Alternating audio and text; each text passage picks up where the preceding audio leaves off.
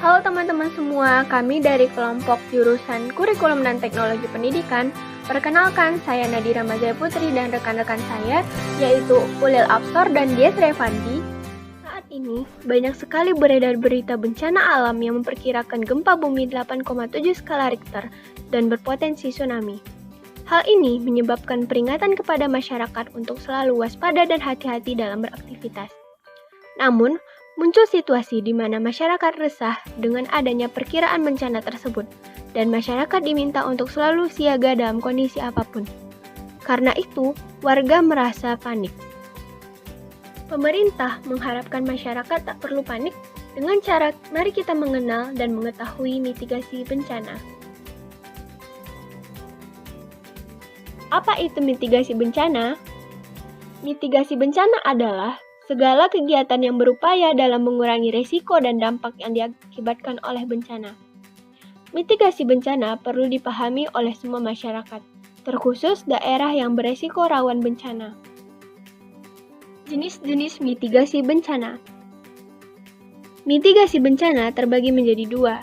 Yang pertama, mitigasi struktural adalah upaya dalam meminimalkan bencana dengan membangun berbagai prasarana fisik menggunakan teknologi. Yang kedua yaitu mitigasi non-struktural, adalah upaya dalam mengurangi dampak bencana melalui kebijakan dan peraturan. Strategi mitigasi bencana. Saat kita dapat memahami bahwa bencana dapat diprediksi secara ilmiah maupun menggunakan teknologi, hendaknya kita harus tahu dan selalu siap menghadapi bencana tersebut. Dengan cara bagaimana? Yang pertama yaitu adalah pra-bencana. 1. Kenali peta evakuasi bencana. Hal ini akan menjadi acuan dalam mengambil tindakan keputusan untuk menyelamatkan diri. 2. Pemantauan. Hasil pemetaan tingkat kerawanan bencana pada setiap daerah akan membantu dalam pemantauan dari segi prediksi terjadinya bencana. Hal ini akan memudahkan upaya penyelamatan saat bencana terjadi. Pemantauan juga dapat dilakukan untuk pengembangan infrastruktur agar tetap memperhatikan AMDAL. 3. Penyebaran informasi. Dengan cara memberikan poster dan leaflet kepada pemerintah kabupaten atau kota dan provinsi seluruh Indonesia yang rawan bencana tentang tata cara mengenali, mencegah, dan penanganan bencana. Tujuannya untuk meningkatkan kewaspadaan terhadap bencana geologi di kawasan tertentu. Koordinasi pemerintah daerah sangat berperan dalam penyebaran informasi ini, mengingat wilayah Indonesia yang sangat luas. Saat bencana terjadi, yang pertama yaitu jangan panik. Tetap berpikir rasional ketika bencana datang dan berusaha berlindung ke tempat yang lebih mengurangi risiko bencana. 2. Selamatkan diri sesuai dengan peta evakuasi bencana. 3. Jika sudah berada di titik aman, tunggu para petugas evakuasi. Dan yang tak kalah penting adalah membawa sebuah tas yang berisi mengenai barang dokumen pribadi yang selalu siap jika terjadi sebuah bencana. Setelah bencana, selalu siap dan tanggap jika terjadi bencana susulan. Dan tak lupa juga dengan memperbaiki kerusakan lingkungan sesuai dengan analisis dampak lingkungan dan mengambil pembelajaran dari cara mengurangi dampak dengan mitigasi bencana. 1. Bencana alam.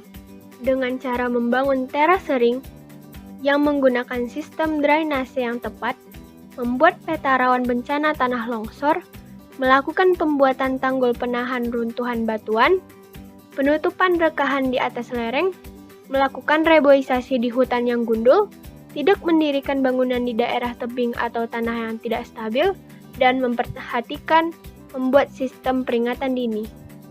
Yang kedua yaitu bencana non-alam. Dengan cara menyiapkan masyarakat secara luas termasuk aparat pemerintah, khususnya di jajaran kesehatan dan lintas sektor terkait untuk memahami risiko bila wabah terjadi serta bagaimana cara-cara menghadapi bila suatu wabah menjadi melalui kegiatan sosialisasi yang berkesinambungan. Menyiapkan produk hukum yang memadai untuk mendukung upaya-upaya pencegahan respon, percepat, serta penanganan bila wabah terjadi. Menyiapkan infrastruktur untuk upaya penanganan seperti sumber daya manusia yang profesional, sarana pelayanan masyarakat, sarana komunikasi, transportasi, logistik, serta pembiayaan operasional.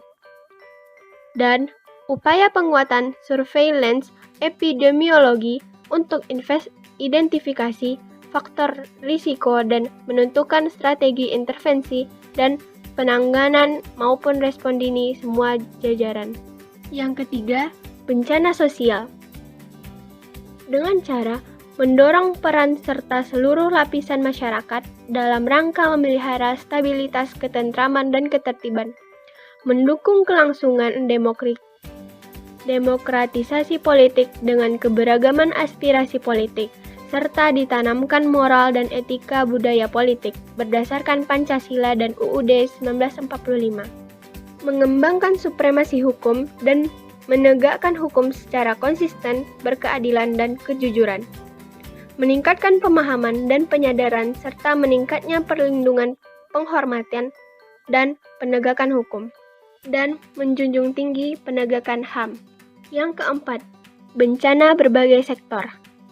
Dengan cara yaitu mengenali mitigasi perubahan iklim sebagai usaha yang dilakukan dalam mengurangi resiko peningkatan emisi gas rumah kaca. Ini akan berdampak pada sektor kehutanan, limbah rumah tangga, sektor pertanian, dan terutama sektor ekonomi. Mari kita semua sama-sama peduli pada mitigasi bencana sejak dini. Terima kasih sudah menonton, semoga bermanfaat. Sampai jumpa.